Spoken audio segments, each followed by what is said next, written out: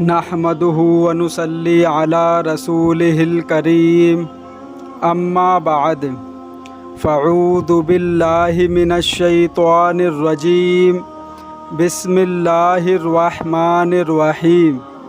اللہ تعالیٰ سے دعا ہے اللہ تعالیٰ صحیح طریقے سے بات کہنے کی، سننے کی، سمجھنے کی، پھر اس پہ اللہ تعالیٰ ہم سب مسلمان بھائیوں کو عمل کی بھی توفیق عطا فرمائے۔ اصلی عشق رسول ہی اتباع رسول ہے۔ بہت سے لوگ محبت کا دعویٰ کرتے ہیں، لیکن ان سے پوچھو کہ نماز میں کتنی سنتیں ہیں، کچھ معلوم نہیں، اور وضو کی کیا سنتیں ہیں، کچھ پتہ نہیں۔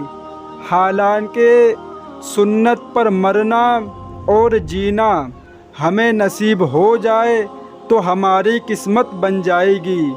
ایسے ہی بعض لوگ کھڑے ہو کر صلاۃ السلام زور زور سے پڑھتے ہیں، لیکن جب نبی پاک صلی اللہ علیہ وسلم کی اطاعت کا وقت آتا ہے تو دم دبا کر بھاگ جاتے ہیں، نماز نہیں پڑھتے، روزہ نہیں رکھتے، زکوٰۃ نہیں دیتے، حج فرض ہوتا ہے لیکن نہیں کرتے، گناہوں سے نہیں بچتے، بس سال میں ایک بار میلاد پڑھ لیا اور سمجھتے ہیں کہ نبی پاک صلی اللہ علیہ وسلم کی محبت کا حق ہم نے ادا کر دیا۔ ایران کا ایک بڑا شاعر ایک دفعہ دہلی آیا تو سارے لوگ اس کی طرف دوڑ پڑے، کیونکہ اس نے ایک نعت لکھی تھی جس کا مضمون بہت بڑا پیارا تھا۔ اس مضمون سے پتہ لگتا تھا کہ اس سے بڑھ کر کوئی عاشق رسول شاید دنیا میں نہ ہو۔ اس کی نعت سن کر ایک اللہ والے بھی اس کے پاس پہنچ گئے۔ انہوں نے دیکھا وہ شاعر ایک حجام کے پاس بیٹھ کر داڑھی مڑوا رہا ہے۔ عشق کا مدار زبان پر نہیں بلکہ عمل پر ہے، تو انہوں نے پوچھا، اے آغا ریشمی تراشی، اے آغا یہ کیا کر رہے ہو؟ آپ نے اتنی عمدہ نعت پڑھی اور اب داڑھی کٹوا رہے ہو؟ تو وہ شاعرانہ انداز میں جواب دینے لگا، ریشمی تراشم ولی دل کسی رامی تراشم، میں داڑھی چھیل رہا ہوں لیکن کسی کا دل تو نہیں چھیل رہا ہوں۔ تو اس اللہ والے نے جواب دیا، بھلے دل رسول تراشی، اے شخص تو اللہ کے رسول صلی اللہ علیہ وسلم کا دل چیر رہا ہے۔ اس لیے دوستو، نبی کے عاشقوں اور میدان حشر میں نبی کی شفاعت کی امید رکھنے والوں، زندگی میں آپ صلی اللہ علیہ وسلم نے داڑھی نہیں مڑوائی۔ داڑھی مڑی ہوئی صورتوں سے نفرت کے ساتھ چہرہ پھیرا ہے، اور جس حالت میں موت آئے گی اسی حالت میں اس کو اٹھایا جائے گا۔ لہٰذا اللہ سے دعا مانگتے رہے کہ یا اللہ اس وقت تک ہمیں موت نہ دینا جب تک کہ اپنے پیارے نبی پاک صلی اللہ علیہ وسلم کی مبارک شکل نہ عطا فرما دے، تاکہ قیامت کے دن میدان حشر میں ہم بھی یہ شعر پڑھ سکیں، تیرے محبوب کی یا رب شفاعت لے کر آیا ہوں، حقیقت اس کو تو کر دے میں صورت لے کر آیا ہوں۔ حدیث شریف میں آتا ہے کہ جس حالت میں آدمی مرتا ہے اسی حالت میں اس کا حشر ہوگا۔ اگر میدان حشر میں نبی پاک صلی اللہ علیہ وسلم نے ہم سے پوچھا کہ سکھوں نے تو اپنے گرو ناتھ کی محبت میں داڑھیاں رکھیں لیکن میری محبت میں تمہیں شرم نہ آئی، اور میری شکل و صورت میں تمہیں کیا خرابی نظر آئی، تم داڑھی نہیں رکھتے، تو کیا جواب دو گے؟ اگر اللہ تعالیٰ کو داڑھی پسند نہ ہوتی تو اپنے نبیوں کو داڑھی نہ رکھنے دیتے۔ اللہ کے جتنے محبوب بندے گزرے ہیں ان سب نے داڑھی رکھی تھی، لیکن آج مسلمانوں کا یہ حال ہے، وہ بھی انگریزوں کے बताए हुए तरीक़ों पर ज़िंदगी गुजार रहे हैं। शर्म आनी चाहिए ऐसे मुसलमानों को। वो अपने आप को मुसलमान ना कहें, सिर्फ गोश्त खाकर ये बात साबित करना चाहते हैं कि हम मुसलमान हैं। लेकिन कुछ तो ऐसे भी जिनके अंदर एक भी काम ऐसा नहीं है जो नबी पाक सल्लल्लाहु अलैहि वसल्लम के तरीक़े के मुताबिक हो, और जो जिस काम से हमारे नबी ने मना किया है, जिस काम पे हमारे नबी ने लानत फरमाई है, वही काम हर इंसान के दिल में बैठा हुआ है, हर इंसान के दिल में फंसा हुआ है। वो ये सोचता है यही मेरी ज़िंदगी है और यही हमको जीना, और मरने के बाद मिट्टी होकर ख़त्म हो जाएंगे। नहीं मेरे भाई, मिट्टी होकर ख़त्म नहीं हो जाएंगे। जवाब देना है दुनिया में क्या करा, कैसे ज़िंदगी गुजारी। यही हमारा मकसद है, यही हमारा ईमान है, यही हमारा इस्लाम है। तो मेरे भाई, नबी पाक सल्लल्लाहु अलैहि वसल्लम के तरीक़े पर रहकर ज़िंदगी गुजारो। अगर नबी का तरीक़ा छोड़ दिया और गैरों का तरीक़ा अपना लिया तो कसम खुदा की उस इंसान की दुनिया भी बर्बाद और मरने के बाद उसकी आखिरत भी बर्बाद। तो मेरे भाई, कोशिश करें कि जो नबी पाक सल्लल्लाहु अलैहि वसल्लम 1400 साल पहले जो हमको बातें बता के गए हैं और जिस काम से हमको रोका गया है, उस काम को अपनी ज़िंदगी से निकाल कर फेंकें, और जिस काम को करने का हुक्म दिया है वो काम अपनी ज़िंदगी में उतारें। मेरे भाई, नौजवान नस्ल वो ये समझते हैं कि अगर हमने दाढ़ी रख ली तो कसम खुदा की हमें कोई लड़की नहीं देखेगी। अरे तुम क्या जानो दाढ़ी वालों का, कि जो शख्स दुनिया में दाढ़ी रखता है उससे तो जन्नत की हूर भी प्यार करती है। तुम दुनिया की औरतों की बात करते हो जिनकी एक जो राई का दाना होता है उसके बराबर भी हैसियत नहीं है, उसके बराबर भी हैसियत नहीं है। मैं बात इस पर करना नहीं चाहता हूँ। मैं बात जो लेके चला वो इश्क़ रसूल की लेकर चला हूँ। ये वाक़या बहुत बड़ा है, हमको भी मालूम है कि औरत की क्या हैसियत है। अगर वो औरत कंघी ना करे तो उसके सर में जुआं पड़ जाएंगे। अगर वो औरत अपने कान साफ़ ना करे तो कान से ऐसे बदबू आएगी कि कोई शख्स उसके पास जाने को तैयार नहीं होगा। जब चलो इसको थोड़ा हाईलाइट कर देते आपके सामने, वरना आप कहोगे कि हाफिज़ साहब ने बात तो बोली लेकिन पूरी बताई नहीं। एक बूढ़ा फ़कीर इंसान एक बादशाह के महल में गया, उसकी बेटी थी या उसकी कोई लड़की थी, तो बूढ़े ने बोला कि ये लड़की से हम शादी करना चाहते हैं। तो बादशाह ने बोला तुम्हारे पास क्या इसको देने के लिए?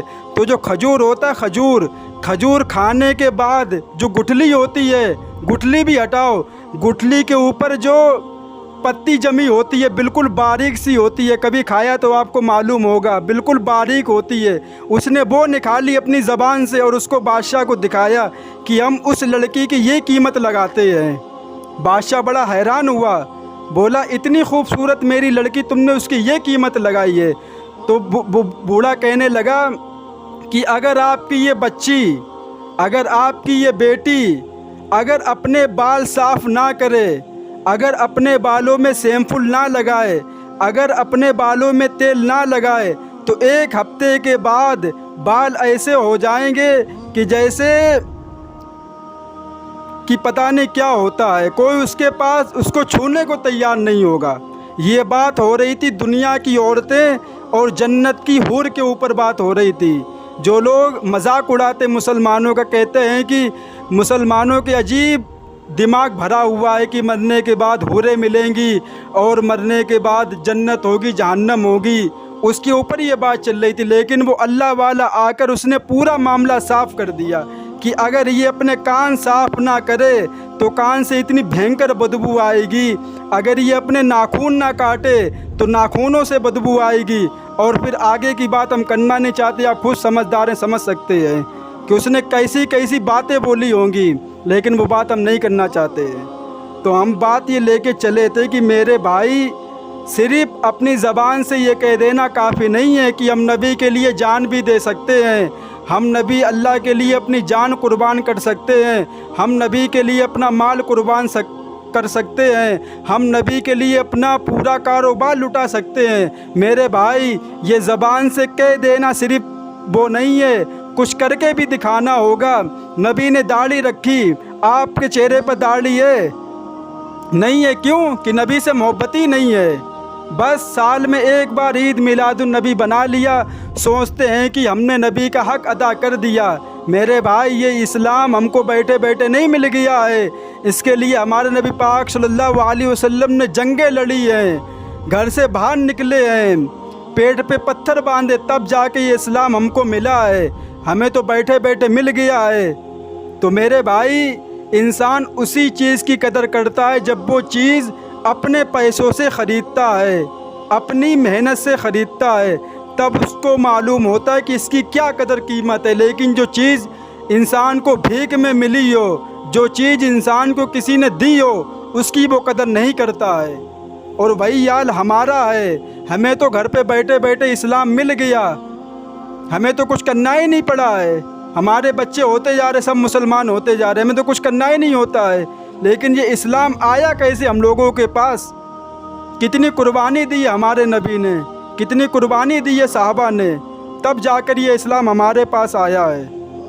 تو میرے بھائی، غیروں کا طریقہ چھوڑو، کیوں کہ یہ دنیا رہنے کی جگہ نہیں ہے۔ ہم کو لگتی ہے دیکھنے میں دنیا بہت بڑی ہے، لیکن اللہ تبارک و تعالیٰ کے سامنے یہ دنیا مچھر کے پر کے برابر بھی نہیں ہے، مچھر کے پر کے برابر بھی دنیا نہیں ہے اللہ تبارک و تعالیٰ کے سامنے۔ تو میرے بھائی، میں بس یہی کہنا چاہوں گا کہ جو کامیابی ہے، اگر تم چاہتے ہو کہ اللہ اور اللہ کے رسول صلی اللہ علیہ وسلم تم سے محبت کریں، تو آج سے یہ عہد باندھ لو کہ ہم وہی کام کریں گے جو نبی پاک صلی اللہ علیہ وسلم نے ہم کو بتایا، اور وہ کام نہیں کریں گے جس سے ہمارے نبی نے منع کیا۔